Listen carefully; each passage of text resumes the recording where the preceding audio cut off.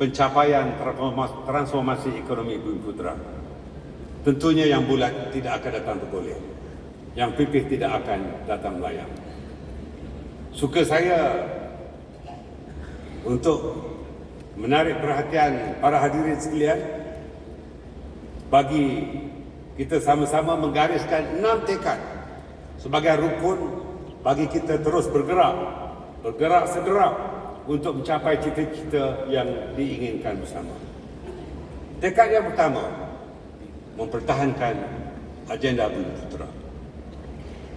Tekad ini adalah untuk mempertahankan agenda Bumiputera yang sedia ada. Dasar dan inisiatif yang dikenalkan termasuk soal pemilikan tanah, equity perniagaan, pendidikan, peluang usaha, pekerjaan dan perbekalan. Walaupun masih belum mencapai sasaran, perlu terus diperkasakan. Contohnya, pemilikan dan penguasaan dalam sektor korporat Bumiputera yang hanya berada pada tahap 17.2%, walaupun sepatutnya sasarannya 30% pada tahun 1990 sebagaimana yang telah ditetapkan oleh dasar ekonomi baru. Maka kita tidak boleh berhenti untuk mengusahakannya sebagaimana yang telah saya sebutkan dalam aspek 3P tadi. Malah semua pihak yang terlibat dengan agenda Bumiputera harus mengambil tanggungjawab bersama. Kerajaan punya tanggungjawab, agensi pelaksana perlu terus melaksanakan mandat dan tidak melupakan asas perubahan mereka. Ini harus ditanam di hati kita semua. Tekad kedua, menutup ketirisan pelaksanaan. Serentak dengan itu, usaha menutup ketirisan pelaksanaan dasar dan inisiatif agenda Bumiputera menjadi tekad yang perlu kita pegang. Apabila disebut soal ketirisan, semua pandangan menjurus kepada soal tata kelola. Namun tidak kurang juga ketirisan ini berlaku di peringkat pelaksanaan dan penerima yang mengambil jalan mudah untuk mencapai keuntungan cepat. Caranya dengan melepaskan pegangan yang seharusnya menjadi hak milik Bumiputera yang pada akhirnya menjejaskan matlamat penguasaan dan penyertaan yang disasarkan. Tekad ketiga, bagi mewujudkan kesetaraan antara wilayah, kaum dan kelompok. Dalam hal ini, transformasi ekonomi Bumiputera mesti bertekad untuk mewujudkan kesetaraan antara wilayah, kaum dan kelompok.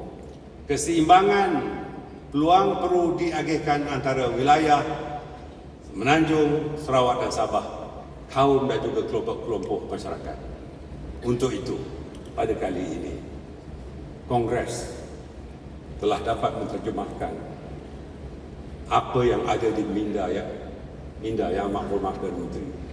Di mana pada kali ini Kongres turut menjemput bukan saja Dewan Perniagaan Melayu Malaysia, Dewan Perniagaan Cina, Dewan Perniagaan India, Dewan Perniagaan Kadazan Dusun, Dewan Perniagaan Dayak, Dewan Perniagaan Islam, malah dewan-dewan perniagaan yang lain untuk turut serta di dalam Kongres ini.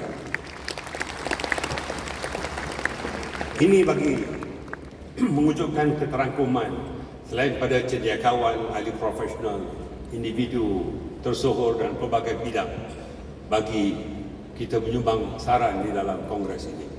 Ini adalah bagi memastikan pemerkasaan agenda Bumiputera akan lebih melata dan difahami oleh rakan-rakan kita dari berbagai kaum.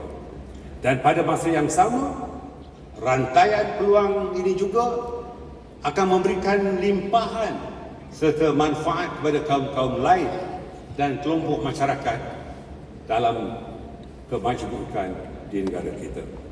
Saya percaya melalui pelaksanaan dasar-dasar yang adil dan inklusif, kita akan berupaya membangunkan pelbagai inisiatif baru yang dapat mengurangkan jurang sosial dan ekonomi, merentasi wilayah, kaum dan kelompok dalam masyarakat. Tekad keempat, mengenal pasti peluang baru.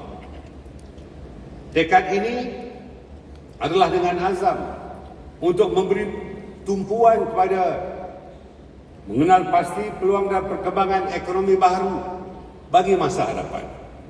Ia merupakan proses penting dalam merancang strategi yang mampu menepani derasnya perubahan-perubahan teknologi, model perniagaan dan juga gaya hidup masa hadapan. Tumpuan kepada tekad ini perlulah melibatkan analisis terhadap trend dan faktor-faktor yang mempengaruhi kegiatan ekonomi dan keperluan industri seperti inovasi, teknologi berasaskan Industrial Revolution 4.0, teknologi Artificial Intelligence atau AI dan teknologi digital serta otomasi. Tekad kelima adalah untuk mewujudkan jalinan tulen. Bagi tekad ini, kita mestilah mewujudkan jalinan tulen ekonomi Bumiputera dan bukan Bumiputera. Dalam konteks inklusif, sejak DAB diperkenalkan hingga ke hari ini, kerjasama ekonomi di antara Bumiputera dan bukan Bumiputera telah wujud. Namun, sebahagian jalinan ini masih boleh dipertikaikan ketulinannya. Melalui transformasi ekonomi Bumiputera, kita tidak mahu lagi wujudnya aktiviti ekonomi hanya atas nama Bumiputera sahaja. Kita mahu Ali dan Baba benar-benar berfungsi melaksanakan aktiviti perniagaan. Ali dan Baba terlibat dengan pengurusan, pentadbiran dan pelaksanaan perniagaan. Bukannya Ali Baba yang memanipulasi peluang dan mengambil jalan mudah untuk mengaut semua keuntungan. Tindakan selama ini pada akhirnya menyukarkan hasrat kerajaan untuk mempertingkatkan penguasaan Bumiputera dalam sektor ekonomi. Selain itu, tindakan kelompok Bumiputera sebegini tidak mencerminkan bentuk kekayaan dan pemilikan sebenar. Ianya mesti direalisasikan dengan tekad baharu yang lebih kemijat. Tekad keenam, menjamin tidak meminggirkan kaum lain.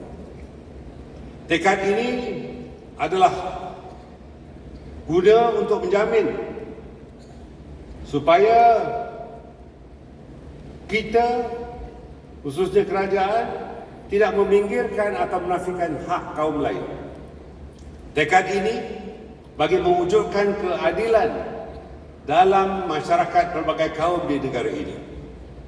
Kita telah menyaksikan sejak pelaksanaan Kongres yang pertama pada tahun 1965 dan diikuti beberapa penganjuran seterusnya sehingga kini, pelaksanaannya turut mengangkat dasar-dasar yang menghormati hak semua kaum, termasuk dalam akses kepada peluang ekonomi, pendidikan, kesihatan dan perkhidmatan lain. Sejarah telah membuktikan bahawa usaha kerajaan memperkasa Bumiputera tidak sesekali menyebabkan mana-mana kaum lain di negara ini terpinggir. Begitu juga dengan pelaksanaan transformasi ekonomi Bumiputera ini, hak pelbagai kaum akan terus dijamin. Saudara-saudari peserta Kongres,